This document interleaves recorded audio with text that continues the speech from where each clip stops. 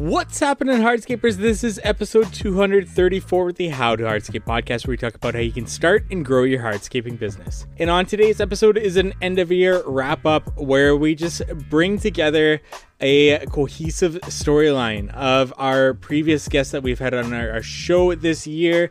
These are the consultants, the industry experts, other people that we've had on the show besides the business owners, and I take a snippet of their episodes and I try to put together a cohesive storyline, and we get into a lot of different things here. Everything from business owner personality types, recurring revenue models, growth in your business, hiring non-labor producing staff, and what makes a company look appealing to purchase.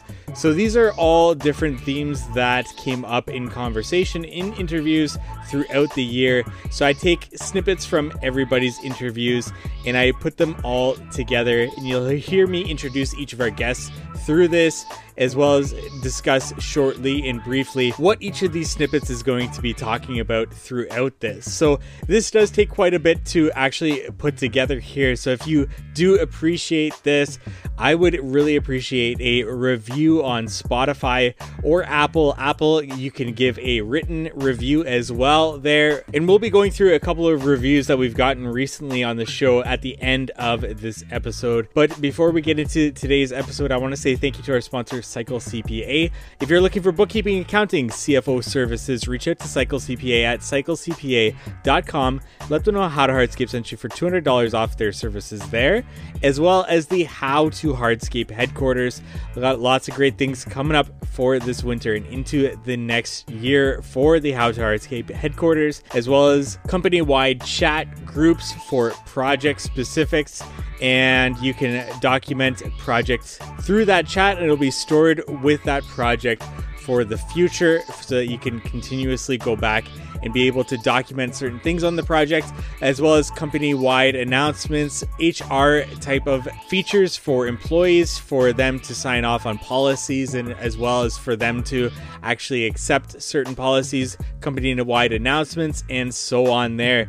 So if you're interested in that with budgeting, estimating, job costing, time tracking, scheduling, reach out to me at How to Hardscape on Instagram, or just go to members.howtohardscape.com. It'll all be there for the How to Hardscape headquarters, as well as our course content that you can also use to train and onboard your employees there. But without further ado, let's get into today's episode. We kick things off here with Phil Harwood. He talked earlier with us on succession planning, as well as Jeffrey Scott, another consultant in the industry, who both are able to talk to a lot of different business owners at different stages in their business. And a question that I wanted to ask them throughout the interview was different personality types that they've seen with different business owners at varying aspects in their business, or at different steps in their business. And I got a couple of good answers out of them, very brief ones here, but this kind of sets us up for actually creating a business that is worth selling in the future, and what that looks like. One around talking about teams, another one talking about recurring revenue, which is what we're going to get into next after these personality questions. In terms of the business owners that you have come in contact with over time, and that business owner that is able to blow up their business to that whatever million mark it is in a very short amount of time, versus the business owner that is still in their business operating and it's still relying on them for after 20 years, 30 years, 35 years, whatever that might be. What are some personality traits that you've seen that are, different between the two? That business owner that's able to step away from their business, they're able to allow people to, operate in their business, as opposed to the business owner that can't, let go. Different personality traits that you've seen, or different things about them that you've kind of picked out that you're like, oh, this is definitely what sets them apart.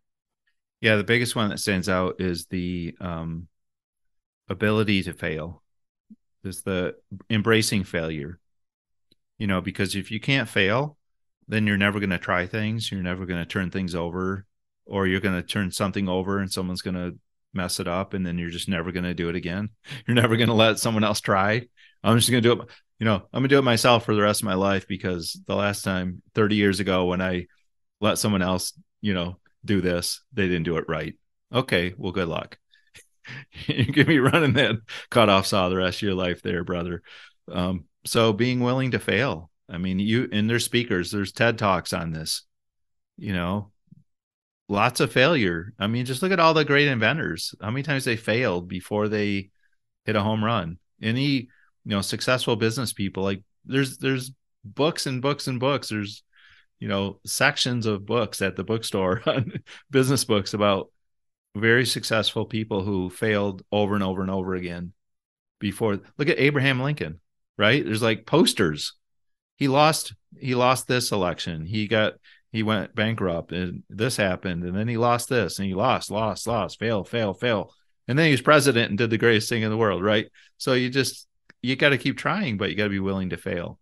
So if you're not going to be able to hire people, give them a chance, let them screw it up, coach them through it, replace them if you need to, go to the next person. Well, then you're never going to be able to grow. You have to let people make mistakes. So it's there's a lot of analogies between parenting and and business leadership, and it's the same thing with your kids. Like you have to let your kids make mistakes. You have to let them fail. Like that's how they learn, and you coach them through it. I mean, if you're so there's the helicopter parent that hovers over the kid, right? And but then there's the lawnmower parent who is ahead of the kid and like blazes the trail so the kid never skins their knees, they never make a mistake, they never make a bad decision. Like that's not healthy. Okay, so it's the same thing in leadership, letting people fail. Failure is a good thing. Is there a certain commonality between those business owners that you see that when you talk to them, you can say they have what is necessary for them to achieve the growth and the scaling that they want to achieve, that they set out to achieve? Do you see any commonalities in terms of their personalities, in terms of the way they talk, in terms of the actions that they do take in their businesses to get to where they want to go? I wasn't quite sure where you're going to go with that commonality question. And so, but I'll tell you the commonality of all businesses and all entrepreneurs have to face, no matter the size of business, in order to grow. And that is the commonality is you've got to hire and build a team that can take you to that next level. So if you're at 500,000 and you want to get to 1.5 million, you've got to start hiring people now that can get you to the 1 million and 1.5 million. If you're at 10 million and you want to go to 20 million, you may end up with different people on your team at 20 million than 10 million. But if you can hire them earlier on in the process, it'll make getting there so much easier. So if I understood your question correctly in terms of the commonality, that really is the silver bullet commonality of thinking beyond your status quo, thinking 3, 4, 5, 6 years ahead, and ponying up. Is that a verb? Ponying up the money it costs to hire that person. And you hear this sometimes from great entrepreneurs. Oh, I paid that person more than me, and that person more than me, and that person more than me. Nothing wrong with that. Not overpaying, hiring talent that can help you get through the next rung or two of scaling and paying for that talent is a great way to scale. And you should all be doing that.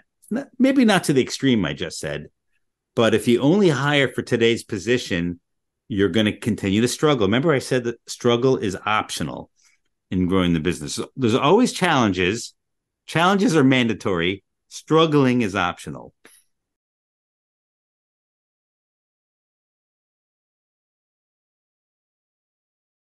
Jeffrey brought up a lot of great points about struggling throughout that episode, but that kind of leads us into the different stages of growth, which we talked to with Jim Houston. And actually, Jeffrey had his own take on a few different stages of growth. And Jim Houston has 5 different stages of growth that he outlines in his episode with us. And he takes us through various hurdles that we may need to overcome in our business for these different stages of growth that he outlines in his episode here.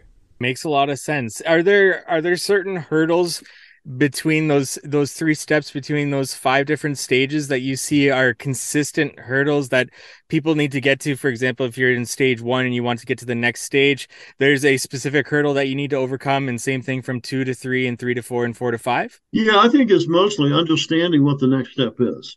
And this is why I've been trying to do a lot of writing about this, is that once people have a clear picture of what the next step is, then it sort of clicks. And this is where I think we do a lot of site visits to the clients around the country. And those site visits, for the purpose of creating vision in somebody, are essential. Okay. You see a lot of things today. You got peer groups, that type of thing, people going to visit other companies. That's what they're doing. They're developing this mental picture of what the next step sort of needs to be. I had a client years ago in California. We called it a brainstorming meeting. And, and Sam, the owner of this one company, they're doing probably about $1 million in residential installation work, very high-end work. And we had a brainstorming meeting, and he came and we visited 2 really good contractors in Northern California. Well, Sam, he came to this meeting, and at the end of it, he said, "Jim, now I get it." And he went back and he put together a company that was very successful, but it was all that vision. It's a question of, hanging around people, networking, and developing that vision so what the next couple steps are. Otherwise, it's sort of like people playing little league baseball. They never realize that there are other steps where you can get up to the majors. Well, if you never understand that, well, you're never going to pursue it. And so this is where vision is really critical. A lot of guys, and you're really dealing with the mindset of men primarily. And fortunately, I don't know, fortunately or unfortunately for me, I've been around guys in, sports teams and things. I was in the Boy Scouts. I was in the Marine Corps, which is a pretty male-dominated organization. And so understanding the psychology of guys is critical. A lot of guys go, they won't reach out for help. It's an ego thing. It's like, I can figure this out on my own. Well, great, you do it. And for 20 years, you're going to probably be stuck. And this is why networking is so important. Getting out, seeing other companies, that type of thing, being part of associations, part of, getting around your vendors and all that stuff. I call it's important to build an internal team, but it's also important to build an external team. Your CPA, your insurance agent, consultants, and things like that. And the smart contractors build that external team. And it's a lot more than just grabbing a shovel or jumping on a skid steer, going out and building a wall or putting in pavers or planting trees and stuff. It's all about the on-scene part of the business. Jim, is it possible to go from the first stage of business to the third, or the second to the fifth, or whatever, that skipping the different steps in the process? Or is that where business owners stretch themselves too thin and go out of business when the tide goes out and they get caught swimming naked? How do you see that? The revenue sort of goes at the first level about 300,000. Then 600,000 or 700,000, then a little over $1 million, 2.5, 3 million, 4 million, then 5 million, something like that. If you grow too quickly, and if you don't have the team in place to manage all this stuff, you might get the revenue, but you're probably going to overpromise and underdeliver, and you're probably going to have a quality control problem. And so, I think 15, 20% growth a year is pretty sustainable. But in today's market, you can get plenty of work. In fact, most of my clients could probably double their revenue if they had the team to install it, to get it done. Yeah. Can I get maybe like closing thoughts on the 5 stages of growth? Anything that you want to say on that? Absolutely. Absolutely. Awesome. So, closing thoughts on the 5 stages of growth is number one, realize there are stages you can study. And it isn't like you're just going to go out and work harder. You want to work smarter to go through these stages. Understand what the stages are, and also understand that the stages are driven by people. The types of people. You're going to go from you working in the field to you managing crew leaders. Then you're going to be managing managers, and then you're going to bring in, financial people and all this other thing. And so I think that number one, understand that you as a entrepreneur, your primary job is to build a team. And then you got to build systems. Then you got to network like crazy and really understand what's going on in your marketplace. And this is where my laptop ran out of battery. So we pick up right here, and Jim's telling a story about one of his clients that we get into just as we close off this initial episode. Anyway, so I'm up in Boise, Idaho area, and I have a couple clients up there. And one client, Hans Ellis, introduced me to the V-Cut Cigar Lounge. So we would go there, we'd have cigars, bourbon, whatever. So I'm up there, but he can't go that night. So I go, and there's, so I get a cigar, a glass of bourbon, whatever. I sat down beside a couple, and I get talking to the guy, and his name is Gabe, and I said, "What do you do?" And he said, "Well, I just bought my father's excavation company a couple of years ago." And so we chat a little bit. And then he asked me, "Well, what do you do?" Well, he knows my client, Hans. So I said, "Well, this is sort of what I've done for Hans and other contractors. I go in, help them, deal with all the financial aspects of the company, how to price their work, how to format their P&L, how to track things, all this sort of stuff." And he goes, "I was just thinking about that." Well, he inherited his pricing from his father, who knows where his father got it, but it's sort of by gosh and by golly. And I said, "Well, and he was interested in me coming in to work with him for a day." And I said, "Well, we'll talk to Hans. He can give you a better idea if you think it is something you need, and get back to me." So he got back to me, and I said, "Yeah, let's do it." And so now here's an excavator. I think he had about 7 or 8 guys in the field. And some of the equipment he has costs $500,000. And so he had about 20,000 billable hours in the field. And we raised his prices roughly about $30 an hour. Now, and so I went back a year later. I actually did a magazine article on him as well, him and his company. But if you take the 20,000 hours times $30 an hour, that's a lot of money. That's $600,000. Yeah. And so, I called him up about 6 months after I saw him. The price, there was no pushback to the pricing. It was actually making the pricing more accurate. But now Gabe had a tax problem. So I'm going, well, okay, that's a good problem to have. But we raised those 20,000 hours on average, $20 to $30 an hour. That's a lot of money.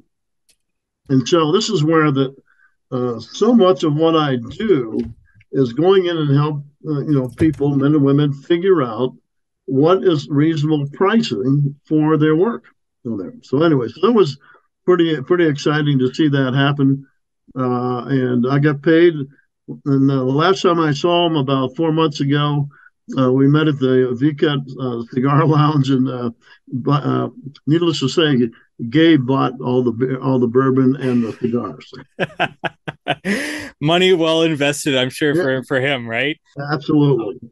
Now we work our way back to Jeffrey Scott, where he talks about being overworked and underpaid and how you can alleviate that struggle in your business, from being able to hire admin staff, office staff to take a load off your plate, which is likely not what you're best suited for within your business. So you're overworked and underpaid. So we talked about underpaid, I think, or we did, but we only touched on overworked, and it's connected to underpaid. Like you have to, if you're doing as the owner 2 different jobs, you got to have that money in the budget so you can replace yourself with somebody else, and that money's in the budget. And so where I see people overworked, and this is connected to scaling, is I see a lot of owners doing work in the office, doing admin, and the value add for them is not high. Like, okay, I get you're going to start off doing that, but really you want to replace yourself from admin so you can go do higher value add work. And to do that, you're going to have to raise your overhead to pull yourself out of that, right? And so you're going to have to make some tough calls. And I say tough, more of an internal mental struggle tough. But if you're going to scale the business, you need admin. It's like a 3-legged stool. You need admin.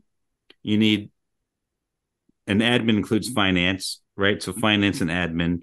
You need production, and you need sales. And so figuring out how to pull yourself out of all 3 of those ultimately is what it takes to scale the business. But you said your audience might be 1 to 3 crews. And I'm working with companies that are going to be on the upper end of that and up and higher, right? But in any event, to scale your business, it's all about replicating yourself and having someone else do that work and setting up systems. And then as you grow from size to size, re-looking at those systems and revamping them with the new structure in mind. But I would say the first place is pulling yourself out of admin where you can. And these days, you can hire part-time people for admin. I mean, it's easy to outsource admin locally, overseas, etc., and to set other people up to do that admin for you so you can have a life. The key is to enjoy your life while you're building the business and not get sucked so deep into the business that your family plays second fiddle. You know, that's only going to play for so long. And at some point, your family is going to give up on you. And that could be a whole separate podcast. You don't want that happening. And so you can't be burning the candle at both ends without giving due respect to your spouse and your children, et cetera, et cetera. And so pulling yourselves out of these multiple roles, admin is the first. I think in production, it's important, no matter how small your business, is to have a good second in command. You could have a 1-crew business and you could be the foreman. And you better have a lead hand who is your right-hand person and thinks like the foreman, could become the foreman. And then you might have 2 crews or 3 crews. You better have one of those foremen that acts more like a field manager or is thinking at a high level and is your right-hand person in the field. And so no matter the size, you want that right-hand person, or you might even have 2 divisions and you might have 2 right-hand people, but not going it alone and having someone who's got your back, your eyes, and your ears, and is helping you grow that part of the business and can be your eyes and ears so you don't have to be there all the time. Absolutely critical to, getting your life back, but also to scaling the business. And then ultimately doing the same thing on the sales side. So Jeffrey, you did mention the mindset hurdle of hiring for admin. Why do you think so many business owners see that as a mental hurdle to hire somebody on as admin? And then how do you yourself as a consultant coach or in the peer groups help people overcome that? Is it just a matter of telling them it's part of your budget, it's part of your overhead, and you'll recoup those costs and you'll get some time back? Or what is that for you that you see to help business owners get over that hurdle? Yeah. And whether it's admin or production or sales, it's really the same set of questions. Mm-hmm. What is that mental hurdle? Some people have it, some don't. What stops me from bringing on admin? Some of it's a lack of trust. I would say entrepreneurs have very low trust for a myriad reasons.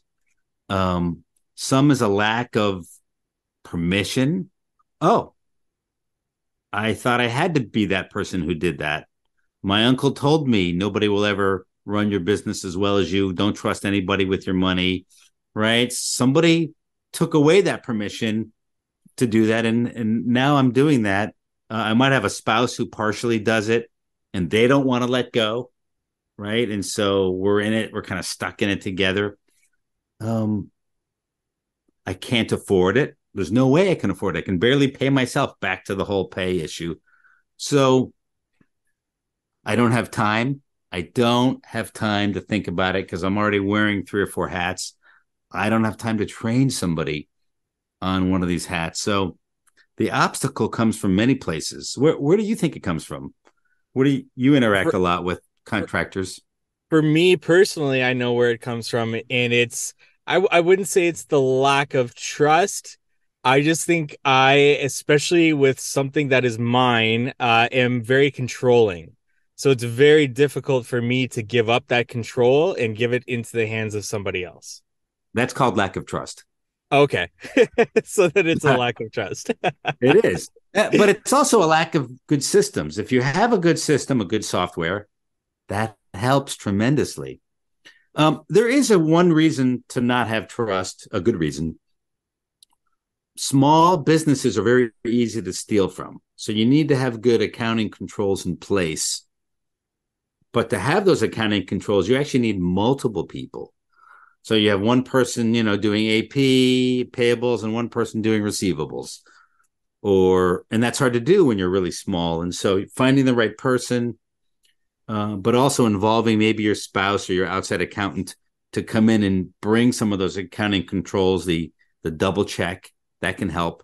So there is a good reason to be controlling from that perspective.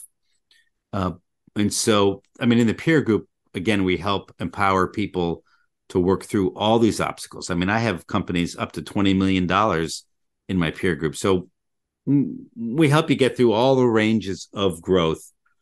And that control issue is a big issue for many entrepreneurs. I just want to take a break from today's episode to talk about our sponsor, Cycle CPA. You may have a CRM or project management software in place, but what data are you using to ensure your estimating is accurate? Having a proper accounting setup and accurate bookkeeping done is key to understanding overhead expenses and other costs that must be recouped in your estimates. Cycle CPA is a remote bookkeeping and CFO firm that helps to connect the dots from the financial reports to the hardscape and landscape data needed in order to reach high profits. They provide landscape and hardscape industry benchmarking, job costing, financials by service line, advisory meetings, and much more. Cycle CPA's team of accountants are specialized within the hardscape and landscape industry, and you can visit them at cyclecpa.com, and for $200 off, mention the How to Hardscape podcast. Now back to our episode. And this brings us to Corey Ballard, and he owned and operated a lawn maintenance, landscaping business called Perfect Cut, and he sold his business. So he's been through all these different stages of business and on the other side of it now. So I wanted to ask him these questions that I've been asking all these consultants as to what he did when it comes to hiring for admin, hiring for non-labor producing employees, and what that looked like in his business. I want to ask you about employees here. How quick were you to hire, say, non-labor producing employees like your CFO, in terms of a pain point comes up and you pull the trigger to hire somebody and get somebody in position for something like that? Because that can be quite a leap for a company to do when they're not actually producing, labor in the fields or any sort of position, non-labor producing. How quick were you to do that? What was your mindset around that? Did you evaluate, what they would do and what they would bring to the company before you went in to do it? Or were you just all steam ahead? Good question, because for me, it was really tough in the beginning. I remember Matt, who again is now eventually became my business partner, because we bought my dad out, and Matt became my business partner, and he just had a different perspective than me. And I had a tough time like, so we're going to hire that person and they're not going to generate any money. And he's like, no, but they're going to manage. They're going to manage a team of people. And I'm like, well, we're going to pay them X dollars, but they're not going to produce money. So for me, that was tough because I thought everybody has to be, getting their hands dirty, boots on the ground. Let's go. Even taking myself out of the field in the beginning was tough. And I remember when Matt came to me, at one point I stepped away from running the mowing routes, and we had maybe 10 or 12 mowing crews, and he was running the mowing, and he said, I'm not going to run the mowing next year. I'm going to train, I'm going to hire someone to run the mowing. I'm going to focus on sales. And I said, what are you going to do all day? He goes, I'm going to focus on sales. And I go, that's not a full-time job, man. He goes, oh, it is. And every time we did that, we looked back and thought, what were we doing? Like, he went out and just focused on sales and absolutely was able to add the clients that we wanted, the ones that were on our top 50 and top 100, and start to develop relationships with them. So yeah, to your point and your question is, it was tough. And then we had one admin person and then two admin people. And then it's like, oh, we need an HR person. Well, those aren't, HR people today make, 80 to 100,000 to start, if not more. And I'm like, so we're going to pay that person 100,000 and they're just going to do the onboarding? And it's like, no, they're going to do the entire recruitment. And so yeah, that was very tough for me, kind of just being a little bit old school, maybe just a little closed-minded, no, business classes or degree. And so I think I had a tough time with that. And I think a lot of small business owners do. They have a really tough time justifying, how do I pay even a small company where I talk to guys and I say, hey, man, just get somebody 25 or 30 hours a week. Maybe it's a retired school teacher, and have them do your books. Well, I can do my books. Well, I know you can do them, but is that the best use of your time? What if you could solely focus on the company and you could pay this person 20 hours a week to just get your invoices out and get your bills paid? And, it's always, well, I don't think I can afford them. And today I go, man, you can't afford not to, because that 20 hours a week you're spending doing invoicing, if you're the best salesman at the company, you got to get out and sell. Or if you're the best guy at operations, get out and run operations. And so for me, it was tough. Every time we brought somebody in that was a non-working, non-field working person, that overhead burden always scared me a little bit. But it is absolutely necessary if you want to grow. And, at the time we didn't run the numbers like we do today. Now, anytime we add somebody, we look at, okay, what do they cost? What are they going to do? What does that free up for X, Y, and Z people? How do we make sure that we get an ROI on this, body that we're going to bring into our, what we call our admin team? Gotcha. Yeah, excellent answer there. And when it comes to getting employees, especially those labor producing ones, but also those non-labor producing ones, where was the best source that you found to get employees, especially in a labor market that's so difficult to find good people? And then finally, asking Corey two more questions here. One being, at what point in his business did he decide that he could actually create this sellable business? And what does that look like in terms of his action going forward from that point in time? And then finally, what it looked like, or what he saw or was told by the purchasing company, what made his business purchasable, or something that was interesting for an outsider to actually go ahead and purchase his business, and why. At what point in that journey do you start to think of Perfect Cut as something that you can sell in the future? At what point does it kind of click that you can start to build a scalable business that it may appeal to an outside company looking in on it, that they may want to purchase it? And what actions did you start to take from that point to create this business that you could sell in the future? Mike, I really never thought about selling the company. I loved what we did. I loved what we were doing with the brand. I really enjoyed that we offered opportunity for other people to not only work for us, but grow and join. And I had a guy that started working for me that eventually became a business partner, and today he's the president of Perfect Cut. I saw incredible skill in him. He's a great salesman. And I said, hey, Matt, if you can go out and sell, you go get work. You're great at selling. I'm great at operations. My dad's great in the shop. He'll keep our junk running. We were starting to get better equipment finally, but when it was still a lot of equipment. And so, I never thought about really selling the company. I thought I would do it for forever. But one of the things that we did do from day one is we really worked hard on our brand. Our trucks are blue, and that was non-negotiable for me.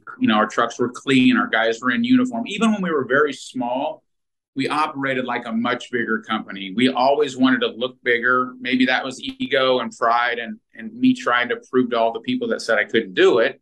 So even when we had 4 or 5 crews, we looked, people would say, man, I see you guys everywhere. You're huge. And I'm like, well, we're not really.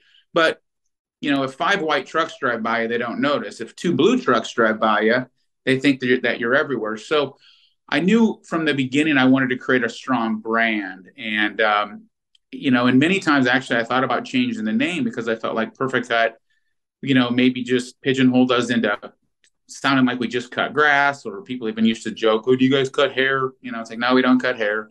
But we had built such a good brand with Perfect Cut, and it was catchy enough that it worked. And, so I didn't have an end game really in mind. I certainly started thinking about pretty early on, is this business can we franchise it? Or could we, go into other markets and duplicate what we did here in Des Moines, Iowa? And quickly realized that we were really, really good at getting work done. We were good with our people and leadership, but our back end systems lacked so much. And that's where a lot of companies fail. And we realized that we, didn't have we just weren't great on the back end as far as software. We weren't collecting we weren't getting our bills out on time, which means you're not collecting on time. And so there was a lot to learn there. And we didn't really get those systems in place until we were almost a $10 million company. And we had a year where we did about 10 million in revenue, and we actually lost money. And that was very, very eye-opening to me. Probably the best thing that ever happened to me, because it forced me to really take a look at the business, what service lines we offered, who was our ideal client, what does our business model really look like, and who can we best serve? And because we were just doing everything for everybody. I mean, we did everything, and residential, commercial, you name it, we did it. If you asked for it, we were cleaning windows, sweeping parking lots. And so we had to get smart with our business and really focus on the back end systems. And, at that point, we hired a CFO that we brought in, and she was really sharp, and she helped get a lot of things all the way down to just, employee handbooks, and what's our hiring process, and what's our orientation look like, and, what type of training do we do, and every aspect of it. We were pretty sloppy. I've said this on a lot of podcasts, so sorry if I'm repeating myself, but we had stuff insured that we didn't own anymore. We had guys that had cell phones that we had terminated, and they still had a company cell phone. We just grew so fast that we really got sloppy. And so to answer your question, I didn't really have it like, hey, we'll build this up and sell it. It was, let's just build an incredible brand. Let's try to have a great culture, great core values. Let's make those core values known by all. Let's post them up in our facilities, and make people feel like they work somewhere special, and treat them with respect, and give them safe equipment, and then go out and do great work, because you can sell all day long, but then you got to execute. In your opinion, or maybe you were told by the company that actually bought Perfect Cut, what was the most appealing thing about acquiring Perfect Cut for them? Yeah, so just real quick, Perfect Cut was not for sale. We had no intention of selling. We actually we kind of call it a partnership, but a Heartland company out of Kansas City. I think they own about 18 companies in the U.S. in their platform now. They just kept reaching out, and we said, we're not interested. And Matt finally said, I'm going to go have coffee with their guy that's in charge of mergers and acquisitions. And he said, hey, I think we should maybe explore this. And so they loved they're always looking for the market leader, which we are in our area. And they just loved our culture, our brand. And so all the things that we've done for 25 or 30 years that people didn't think matters, they all matter. I love, Matt was just on a podcast on the Green Grind with us, and he goes, everything matters. And that's so true. When guys are like, well, that's not that important, and that's not that important, it all matters if you want to build a great company. And so they loved what we did as a company. They loved that we were in 3 different markets. So we're in Des Moines, Omaha, and then Cedar Rapids, Iowa as well. So we've got a pretty nice area here.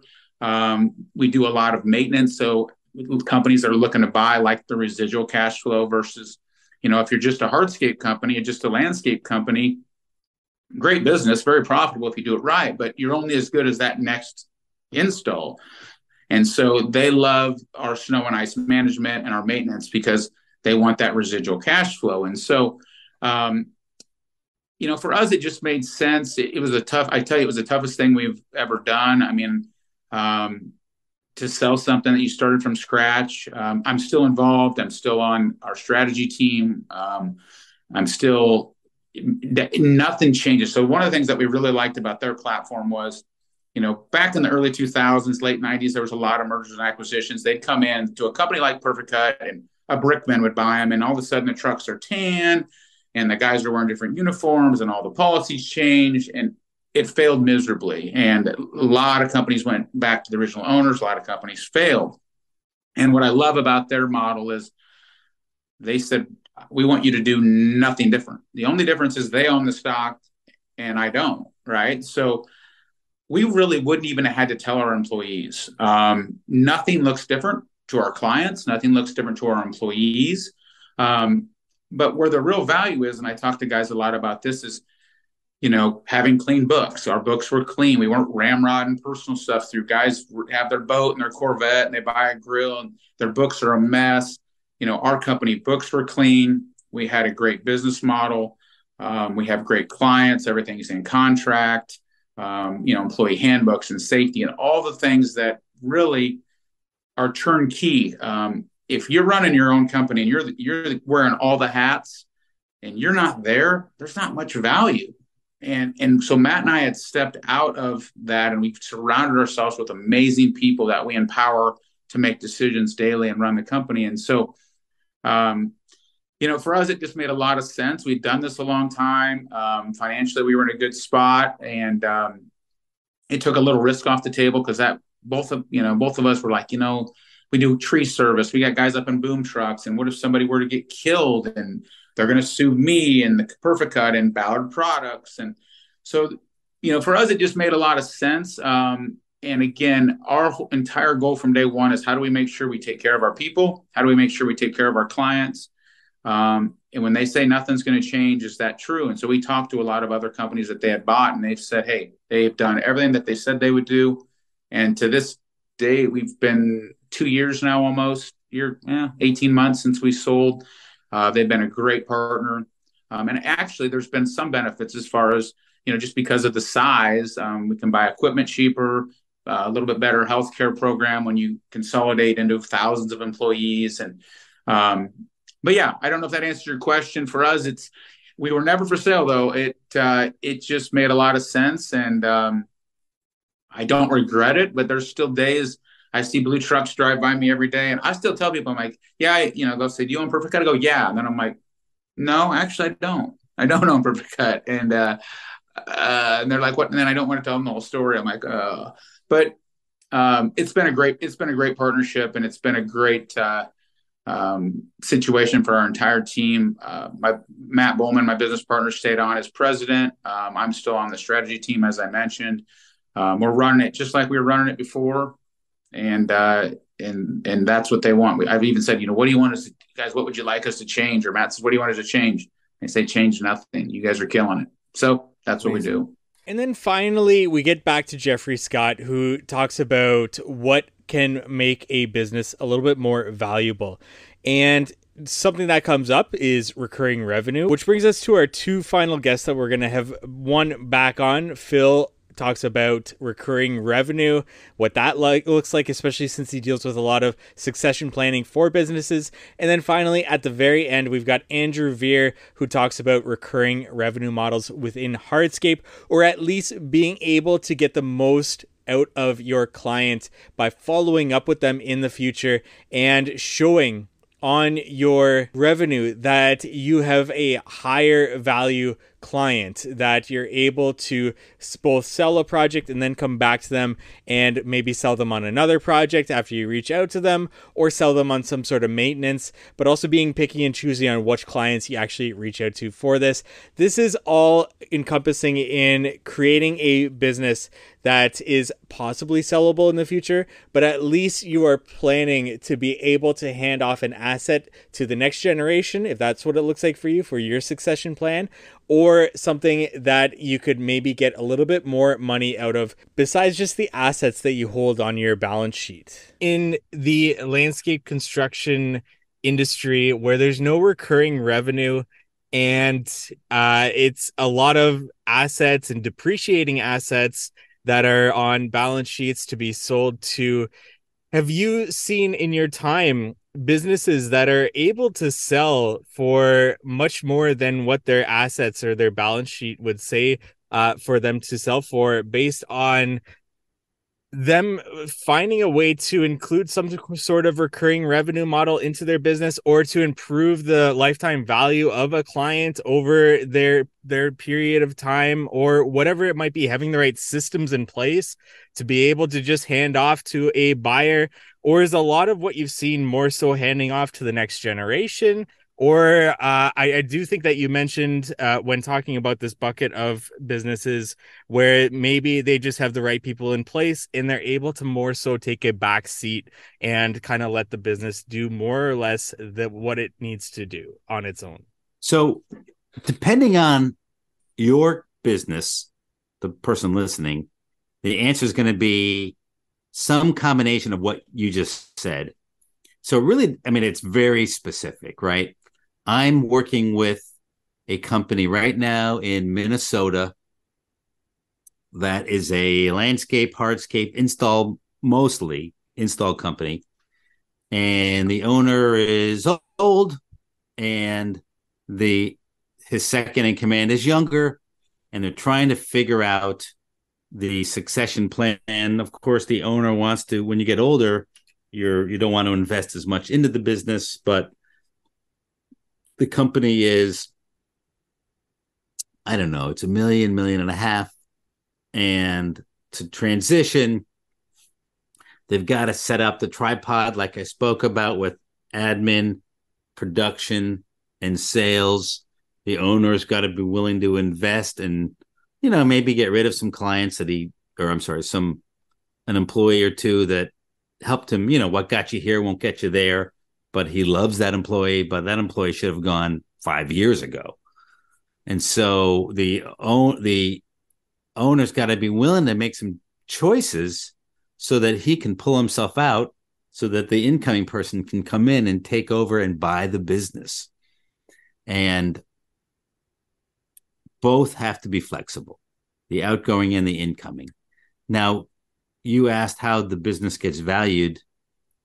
If you're going to strip the business, then it's going to be based on asset value. But if you're going to build a business independent of the owner, something that can operate as a real business and not just a job, then it starts to accrue real value, whether it's through systems, reputation, marketing systems. If the owner can pull himself out and that business can keep running, now we've got something of value.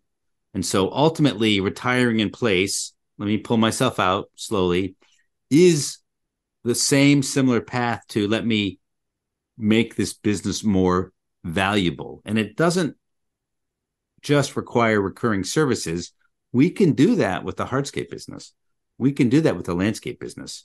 Recurring services helps quite a bit, but if the majority of the business, and as I think it is for those listening, is hardscape or install, let's say, even that can be turned into a replicatable model that therefore has value.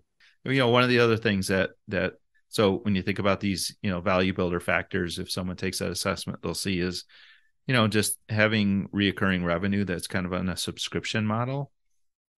So thinking in terms of how do you sell services that are repeatable and that you don't have to sell all the time. So you think in hardscape, well, everything's one and done, but not necessarily. What if you sold a package of re-sweep, sweeping and cleaning up and, a paver patio. Just like people would love that. People would appreciate that. They paid a lot to have it put in. It looks wonderful. And then the next year it looks, there's, doesn't look as great. And then 3 years later, it looks really bad. And then 5 years later, they call you and, they're mad. I don't know. Maybe it's not that fast, but like what if you just offered a service package and went out there and, got it cleaned up every year? They would love that. Definitely. Yeah, I've been thinking about that more and more, what you just brought up there. And we've had business owners on the podcast talk about everything from lifetime warranty packages, but it's paid upfront in an initial investment. And like you said, and I'd like your opinion on this, would that be less valuable to a new or somebody looking to purchase that business than if you were to not make that lifetime warranty package payment upfront, but rather create that recurring business model where each year you want the reoccurring revenue. You want Yeah. the reoccurring, absolutely. So I would not do the upfront. I would do reoccurring revenue. I think about, okay, you put in this big hardscape package, maybe you work in lighting. Well, lights need to be cleaned. So maybe, twice a year or 4 times a year, or once a month. I don't know. You have different packages. You're going out to these properties and you're cleaning off the lights and you're making sure they're positioned properly and you're replacing bulbs that are burned out and you're fixing the wire that the critters chew through. And I don't know, you're just keeping the thing going forever. It's a subscription.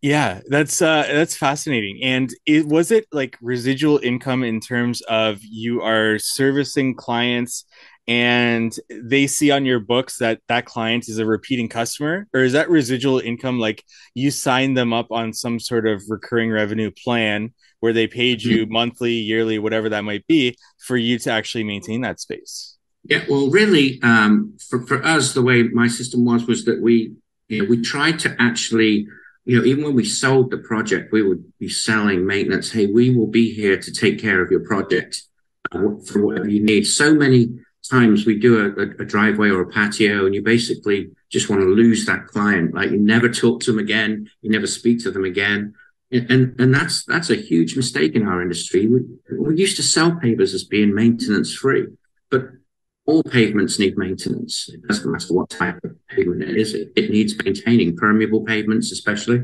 need maintaining, right? So I just had a different mindset that repairs and maintenance should be part of any hardscape business. People that buy houses, they have problems with driveways. It needs maintaining. They may not even know who put the project in, and you get that adage where people say, I don't go on other people's work. Okay, well, that's insane. There'd be no mechanics in the industry if someone said, well, I didn't sell you that car. And the other challenge is too, is if you buy a $70,000 pickup truck and you take it back to the dealership for the first oil change, and they say, whoa, sorry, we just sell the cars here. We don't maintain them.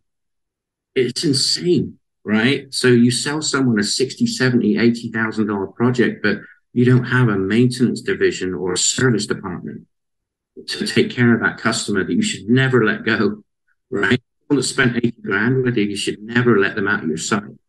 Right? So that's my personal opinion on that. That's excellent. And I like the idea of, especially if you paid money to obtain that client in terms of like dollars spent in ads, to be able to keep them on to improve that lifetime value of that client's much better for your business. And how did you go about selling them on that maintenance? Because one thing that I've struggled with in kind of creating this maintenance type business is a lot of clients see pavers as like a longer term solution as for a pavement solution for their house. How do you sell them on maintenance on top of that added cost to pavers to say how did you go about kind of talking them into maintenance for that? So there's a couple of things that we used to do. One of them was that if to come out and maintain the project, we would extend the warranty. Okay, so if we initially in those days, I mean, warranties are so long right now. It's my children's children will still be maintaining some of these projects, right? But the key was that, like, if we can come out and clean your driveway, just clean it, maybe even seal it one time, we'll give it another 5-year warranty if we're able to come out and inspect the project and take a look at it. And I actually got the idea from that from a roofing company I used to work with when I first came to America, was the renewable warranties as well.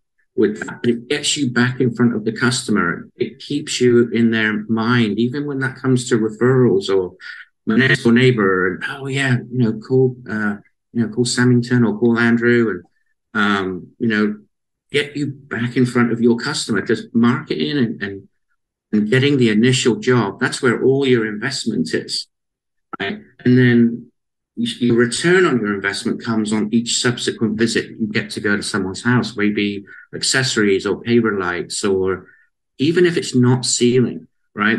The other way we would sell it is, if I left the car in the driveway for 5 years, how would it look? If you never washed it and you never cleaned it, what would be on top of it? What would be the surface that you would see? Because that's exactly what's in your pavers. And pavers are not poured concrete. They do need brightening and refreshing and looking good, which we can do, right? Just like you can a car. If you clean it and take care of it and the surface, it looks new for many, many years.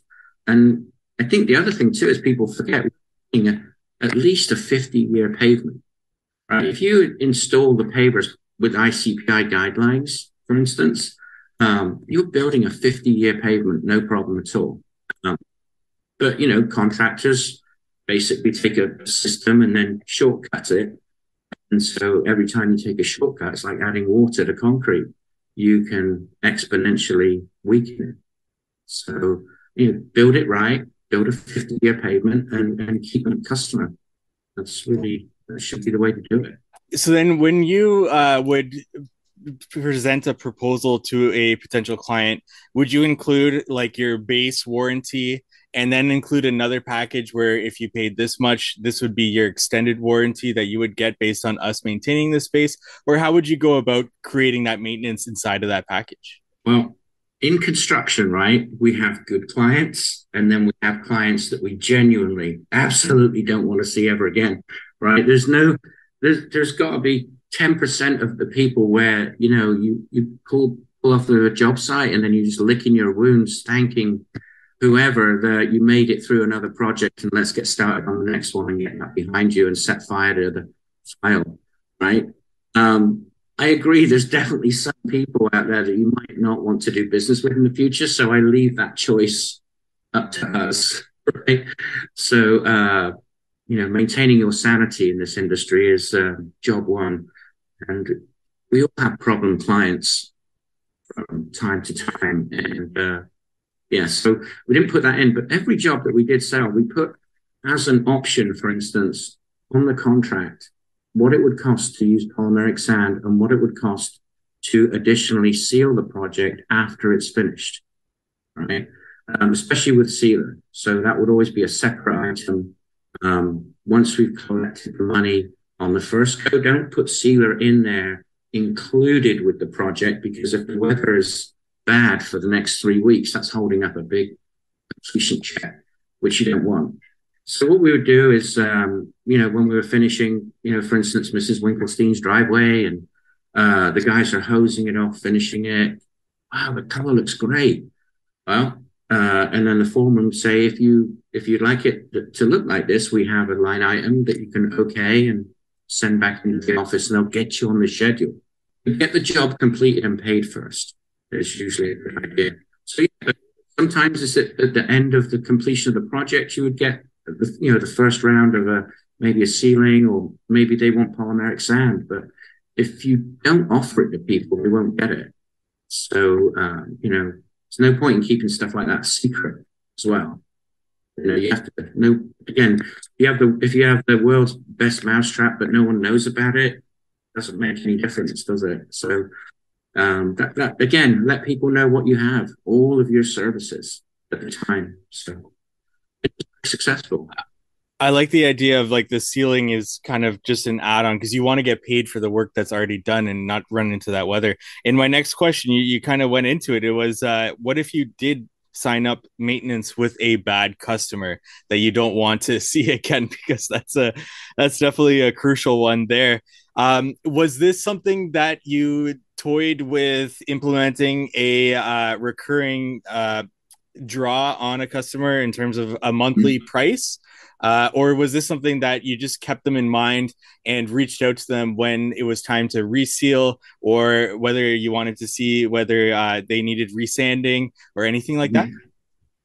Well, there's a couple of things with that. Is you have to be careful of the legality of that. So in some cases, if you offer a maintenance program that is prepaid, there's at the time there were some laws in Florida, I think, and we took some legal on it that wasn't a good route to go down. But it is a good route, for instance, to make sure that you're staying in touch or that you've allocated a salesperson for that project with that. And then, you have a file cabinet full of gold, all of your old customers you haven't reached out to in the last 5 or 10 years or 2 years or 3 years. You should have someone going through that file cabinet, calling them up. Hey, Mrs. Winkelstein, how have you been? We did your driveway. Oh, you're still in business? And even from that initial re-phone call or reacquaintance with your company, you know what? We did our patio and we're looking at doing our driveway. We're so glad you called. I can't tell you how many people responded, we're so glad you called us, right? Because that's one of the hardest things in sales as well is, no, thank you. I don't want to hear from you. But it's amazing how people that you've done business with want to do business with you again. You just have to give them the opportunity. So, and I think we miss out on that as contractors a little bit, is giving people the opportunity to continue to do business with us instead of it being just a one-time sale. Thank you for listening to today's podcast episode. If you found this helpful at all, a written or a rating review on Apple or Spotify would really help us here. We've got a written review on Apple titled Very Informative from L. Rath Well Design. I follow and listen to each and every episode. I'm a landscape designer based in Ottawa, and I find this content and info relevant and super informative. Thank you. And thank you for that review, as well as another one here from AMB Contracting. Wish I would have found this sooner. 5 stars there. I recently found this podcast and can't get enough. I own a small contracting company, and we do a lot of hardscaping. I'm very passionate about the industry and enjoy learning about other hardscapers and their journeys through the industry. So thank you so much for those written reviews there on Apple, and I will get to anybody that leaves a written review on Apple on future episodes as well. And you can always go back and listen to the full interviews of each of the guests that I introduced on today's episode. This was all back from the previous year, 2023, and we look forward to more guests in 2024. And once again, thank you to our sponsor, Cycle CPA. If you're looking for bookkeeping, accounting, CFO services, reach out to Cycle CPA at cycles_CPA on Instagram or cyclecpa.com. Let them know How to Hardscape sent you for money off their services there, as well as the How to Hardscape headquarters if you're looking for budgeting, estimating, job costing, scheduling, time tracking, a CRM, as well as HR features for your employees, including training and onboarding courses. Reach out to us at How to Hardscape on Instagram, or just go to members.howtohardscape.com. And we look forward to meeting with you next week on the How to Hardscape podcast.